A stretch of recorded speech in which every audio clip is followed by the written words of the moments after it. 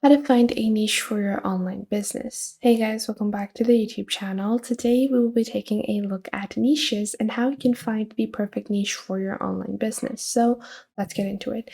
Now, the first thing that you need to know is what is a niche before you get into this. A niche is the specific topic or the specific category of items that you want to provide for your business. For example, I want to go into the fashion niche. So the fashion niche is a very broad niche. If I go onto any platform and I look at the fashion section, it's going to be super detailed because there are a lot of things that lie under fashion. So what it basically means is that I would need to choose the specific niche that I want to go for. And what it means if I go for just the women's fashion niche, that would mean I need to provide all of these sub niches that are included in the higher umbrella niche that I'm picking. So that is what the definition of a niche is. Now, there are two main factors you need to keep into account whenever choosing a niche for your online business. And those two are web traffic resources and web traffic competition. Then you have your market. So you need to see if it is a seasonal market, durable market, and what the overall market trend is. These two are key essential things. Now, what do I mean by web traffic sources and competition? Well, let's say that I go into the women's clothing niche. Now, there is a lot of web traffic to women's clothing. I really don't even need to search for that, even if I just take a look at the keyword research tools. And if I just search for fashion, there are going to be so many keywords for fashion simply because it is such a popular trend. It is one of the popular niches out there. Now, within this niche, it is a very broad niche. It is not specific at all. It has a lot of web traffic, but it has a lot of web traffic. It will take a lot of advertisement, a lot of promotion for me to be able to receive that traffic. So the traffic competition is as high. What you are looking for is a niche with high traffic sources, but low traffic competition. So a product that is a unique or a niche that is unique but still has a lot of people trying to buy it. So that is going to be the main purpose or the main goal that you want to set when looking for your niche for your business. Now, the next thing is the market seasonality, durability, and overall trend. Let's say if I go onto Google Trend over here and I search for a specific item. Let's say if I search for swim shorts or swimwear.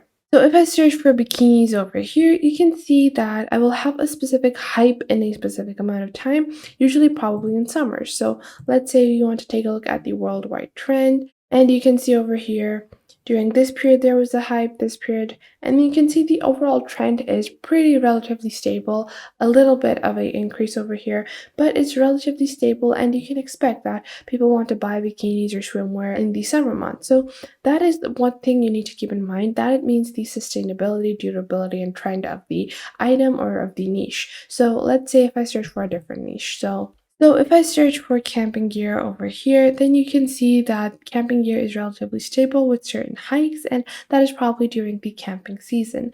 And that is what you need to know. A niche is not going to be sustainable if it's a trend. So let's say there's a new TikTok trend for a certain product, maybe it's a certain kind of juicer.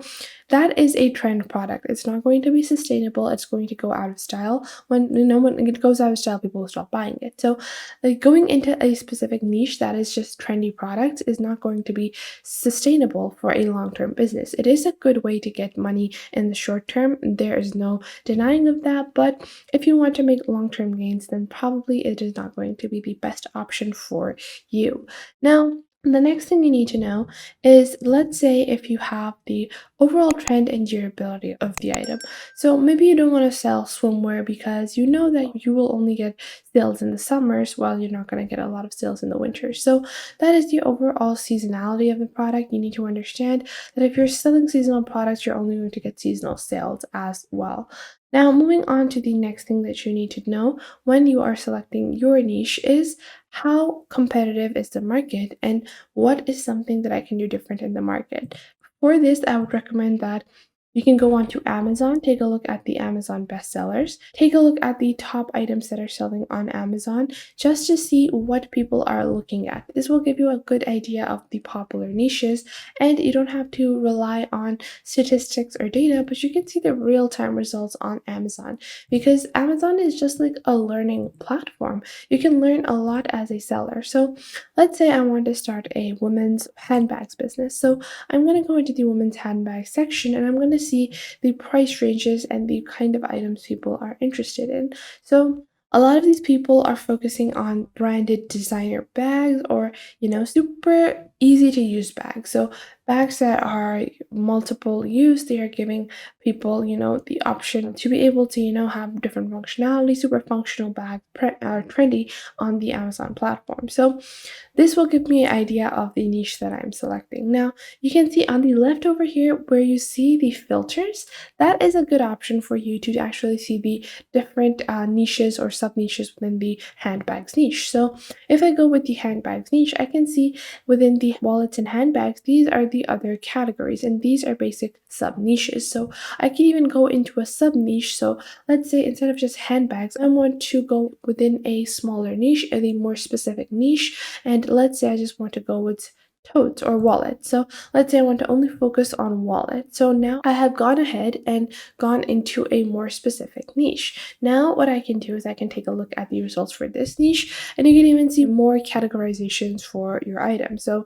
you can even see you have the forms, so different forms of this kind of item. You have the closure types, you have the fabric material, and this can even be subcategories on your own website or on your own business. Now, another very essential thing is to choose your domain name when you are going to build your business. So if you're building with Shopify, whatever platform you are using, Shopify, WooCommerce, GoDaddy, whatever platform you're using to build your website, you do need a domain name for a good shopping experience for your customers, and you need to find your domain name before you go into the specific niche. So the reason that I'm telling you it's essential to get a domain name is because let's say you're in a category, let's say you're looking to sell wooden chairs. So if you're selling wooden chairs and you're not able to find any domain name that is related to that, it's going to give a very odd look on your website. Your website is not going to look as professional as it would with a suitable domain name. So we're going to search for the specific item that we want to sell. Now, if you want to run a business that is a direct namesake business, so that means whatever you are selling, that is going to be the name of your website, you can do that. If you don't want to do that, if you want to go with a more indirect method, then you can also go on ahead and make like a brand name.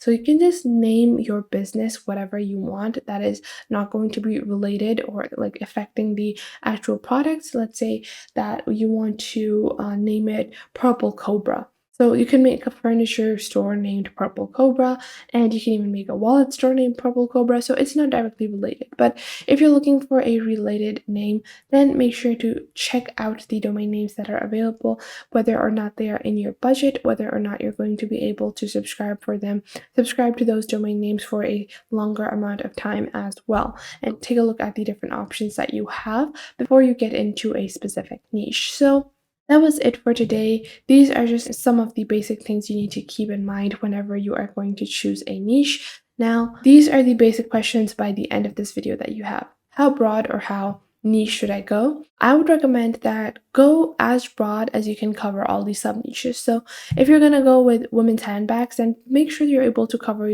all kinds of handbags within that. But if you're gonna go slightly more broad, then make sure you're able to provide all the different kinds of women's wallets. So whatever subcategories, however many subcategories you can cover, go as broad, don't go too broad. And then make sure you have checked out the Google Analytics data, the Google Trends data, before you go on ahead and choose a niche, because this will let you know a lot about the seasonality of a product as well. So I hope you guys found this video helpful. Make sure to leave a like and subscribe to the YouTube channel. And if you have any questions or queries, leave them in the comment box down below, and I will catch you guys in the next video.